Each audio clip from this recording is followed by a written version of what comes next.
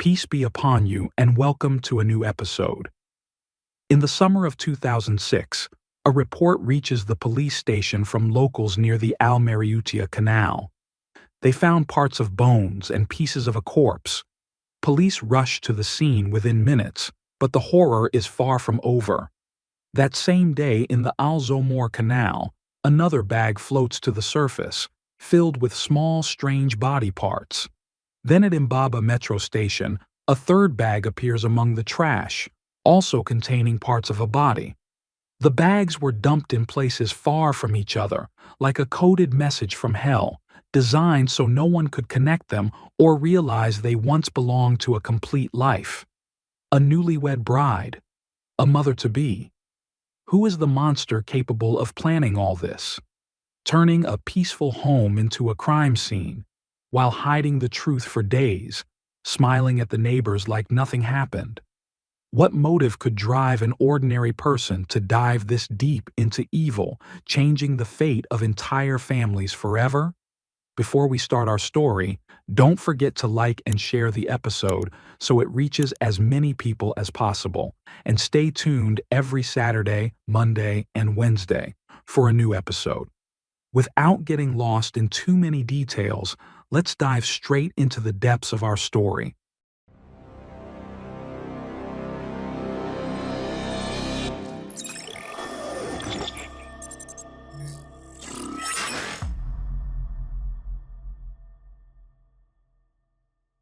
Our story begins with Kawthar Mafhouz Ali, an ordinary Egyptian girl, just 19 years old, married 5 months. A life full of simple hope, like any new bride dreaming of a calm home and children filling the apartment with laughter. She and her husband Mahmoud lived in a small world built on trust and mutual respect. Mahmoud was an ambitious man. He ran a small factory and worked hard to secure his family's future. He was religiously observant, kept his values, and treated his wife with respect in everything. Kawthar was the same, committed, modest, and careful about her privacy. She only left the apartment for necessities, like buying daily groceries, and her contact with people was very limited. She was not the type to enjoy crowds or long chats with neighbors. When she did trust someone, she would tell them every small detail of her daily life, her steady routine, when she went to the market, what she bought, even what jewelry she wore, like simple gold bangles or a ring. They lived in a large residential tower, 7 floors, in the Faisal area of Giza Governorate, a quiet neighborhood. The building's doorman was a simple man who helped residents with small things, like carrying bags or buying errands. Their daily routine was as regular as clockwork. Mahmoud left at 7 a.m. for the factory, spent the whole day working, and came back at 4 p.m. Kawthar would go out at noon to buy whatever was needed for cooking and household supplies, return by 1 p.m., and start preparing the meal for Mahmoud when he arrived. It had been 5 months like that, and Kawthar was in the early weeks of pregnancy, which they were planning for with great excitement. On the same floor they lived, there was a neighbor in the opposite apartment named Rida Ali Abdu, a 35-year-old man who worked as a barber in a small shop. His life was full of heavy financial pressure, mounting debts, rent 3 months overdue, the shop's rent unpaid, and small creditors constantly pressing him. He felt trapped with no way out. His wife was in the last month of pregnancy and very unwell. She had gone to her parents' house in a distant area to rest and prepare for the birth. That left Reda alone in the apartment for long hours, and the solitude opened the door to dark thoughts. On that day, while sitting alone, he began thinking desperately about getting out of his debts, about a quick, illegal solution that would be easy to carry out, because the pressure was suffocating him and he couldn't find another way. He knew all the tiny details about Kawthar from his wife, who was Kawthar's only friend in the whole building. They were close and talked a lot. His wife, Zainab, had told Reda about Kawthar's daily routine in detail. when she goes to the market, when she returns, what jewelry she wears. She even mentioned that Kawthar carries a small handbag. These were small pieces of information, but enough to make a plan possible and organized. Reda was not a professional criminal. This was the first time in his life he thought about such a big crime. Months of financial pressure had gradually made him lose control. The next day, Wednesday, August 2nd, 2006, Mahmoud left as usual at 7 in the morning and went to the factory for his routine workday. Kawthar got herself ready, then went out at noon to buy the daily groceries. She returned at 1 o'clock, saw the building's doorman downstairs and told him she had forgotten something important. She asked him to buy the missing item and bring it up to her because she was in a hurry and didn't want to be late. The doorman immediately agreed and left to get what she needed. Meanwhile, Kawthar took the elevator alone and went up quietly to the 7th floor. Reda was standing behind his apartment door, watching. When he heard the elevator stop, he opened his door a little and told Kawthar that Zainab was very sick and needed her help immediately. She had asked for her by name. Trusting him, Kawthar quickly placed her handbag inside her own apartment and entered the neighbor's apartment without hesitation. She started searching for her friend inside, but heard no response. Suddenly, Reda shut the door behind her, attacked her from behind, wrapped his arms around her neck, and began choking her with all his strength. Kawthar tried to resist with everything she had, but he was stronger. The struggle lasted only a few minutes until she collapsed, dead, on the floor. Reda stood beside the body for a moment, his heart pounding rapidly, but then followed his plan precisely. He uncovered her hands, removed the 3 gold bracelets, her ring, and wedding band, and placed them in his pocket. He dragged the body quietly under the bed in the bedroom, covered it with several blankets so the smell wouldn't start spreading, then locked the apartment carefully and went to his job as usual, cutting customers' hair like every day while thinking internally about the next steps. How would he continue without anyone noticing any change in his behavior? At 9 o'clock in the evening, Mahmoud returned from the factory exhausted. When the elevator opened on the 7th floor, he found the grocery bags the doorman brought still outside the apartment door. He was surprised by that kind of carelessness. He entered the apartment and called for Kawthar repeatedly, but there was no answer. He looked in every room but found no trace of her. The food was not prepared and her phone was completely switched off.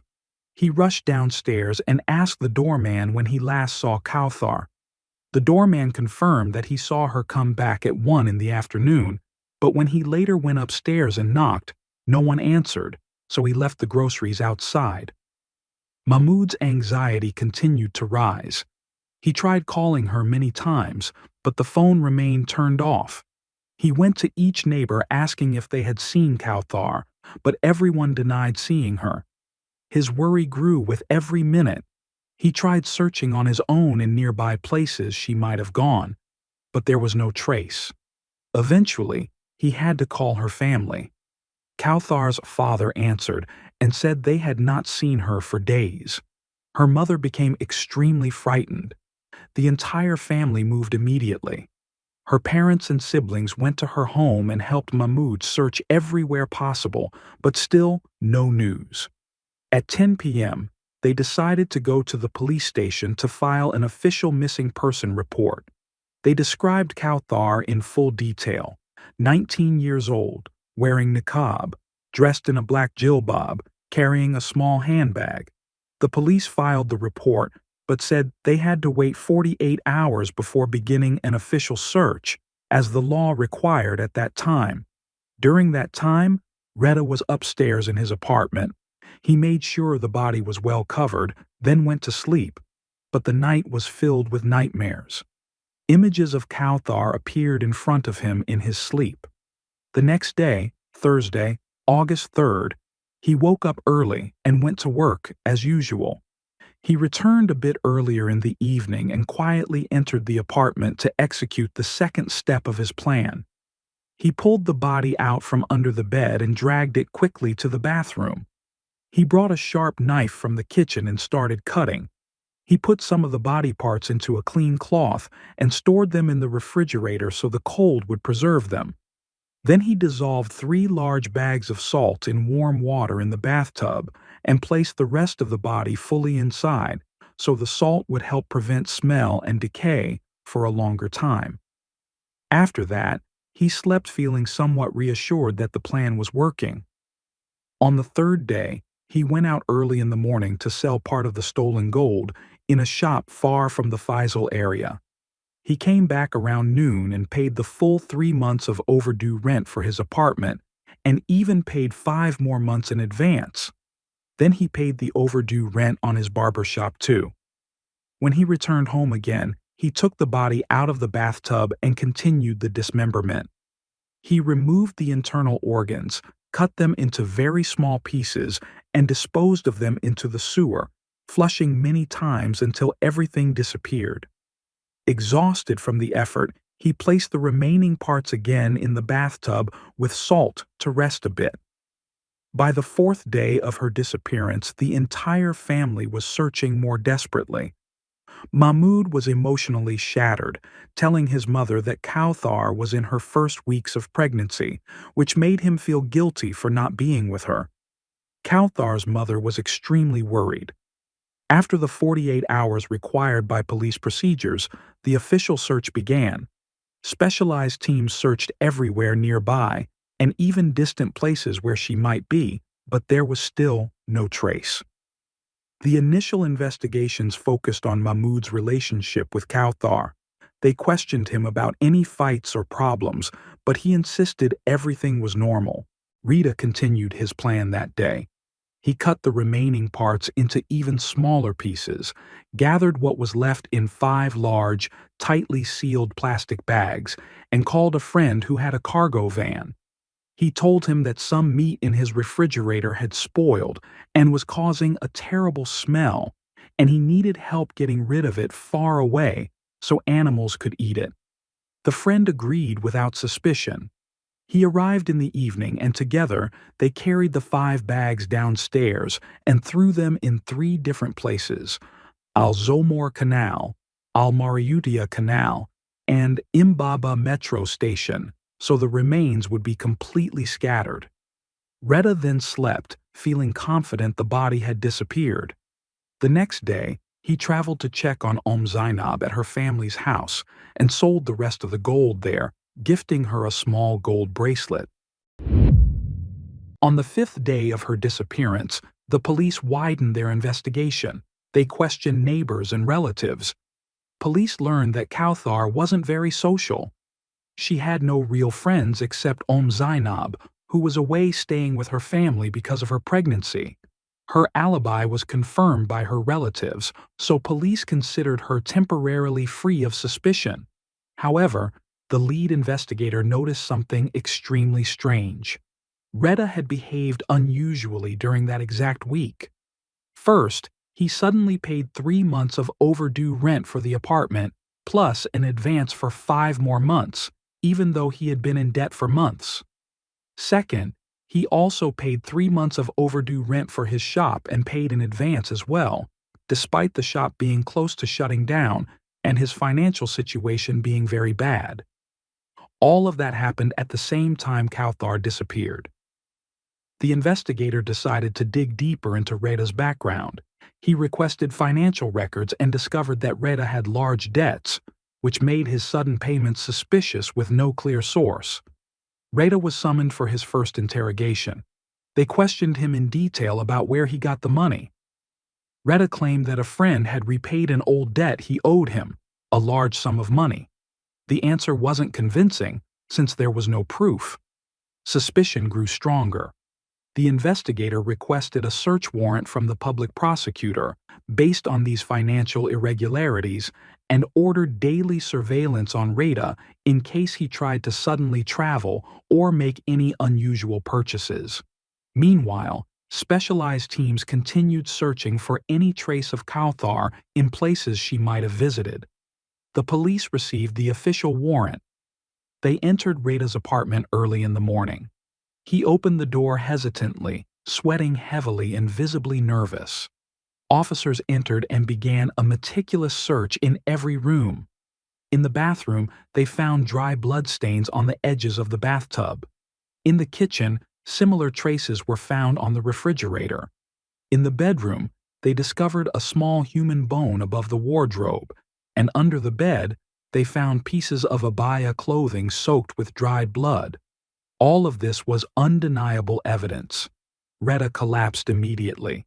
He confessed on the spot that he was the killer and confirmed that Zainab had no knowledge of anything and was completely innocent. He then gave a full, detailed account of the crime, step by step, exactly as he had planned it. The confession was recorded in detail. The police reenacted the crime in the apartment. Reda described each movement with an eerily calm tone, like the murder was an ordinary routine.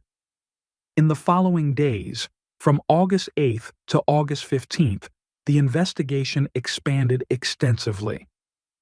The police went to the exact locations Reda mentioned. They found the scattered remains, collected them carefully, and sent them to the forensic lab. The initial report came out on August 10th. It confirmed that the cause of death was manual strangulation. The age was estimated between 17 and 21. The body had been dismembered in multiple stages over at least 3 days, using preserving materials such as salt to slow decay. On August 12th, a full DNA analysis confirmed complete genetic match to Kawthar using samples taken from her family. Mahmoud was called again for further questioning. The case was reclassified from missing to premeditated murder. Police questioned him about every detail of his relationship with Kawthar, about any financial or family disputes, and about whether any neighbors might be involved. He denied everything and insisted their life was peaceful. He didn't accuse anyone. When he heard the full confession, Mahmoud completely broke down. He described feeling deeply betrayed that the very neighbor helping with the search was the one who had committed the crime. The investigation extended to every neighbor. Each person was questioned about the last time they saw Kawthar and about Reda's recent behavior. They found he had been acting normal, even volunteering to help with the search, while in reality, he was finishing his plan upstairs. On August 14, Zainab was questioned at her family's house. She was shocked when she heard the confession. She denied any involvement or prior knowledge, saying she was focused on her pregnancy. Her relatives confirmed her absence, and the prosecution cleared her completely. The friend who helped dispose of the bags was also questioned. He confessed that he thought it was spoiled meat from the fridge that smelled bad. He never suspected anything and confirmed the details of the trip to the 3 dumping sites. From August 17th until the end of September 2006, the public prosecution gathered every possible piece of evidence: the full recorded confession with signature, the filmed reenactment of the crime, forensic reports describing the organized plan, testimony from neighbors and the building guard regarding Kawthar's daily routine, records of selling the gold, and even a psychological evaluation of Rita conducted on August 20th. That evaluation showed that the months of continuous financial pressure pushed him to gradually lose control, yet he was not insane. He was fully responsible for his actions and aware of their consequences. Rita was held in pre-trial detention until the investigation was complete. In October 2006, the entire case was referred to the Giza Criminal Court. The main charges included premeditated murder, theft of personal belongings, hiding a corpse, and mutilation of a body to conceal the crime. The first hearings began in January 2007. The court listened to all witness testimonies and reviewed the reports.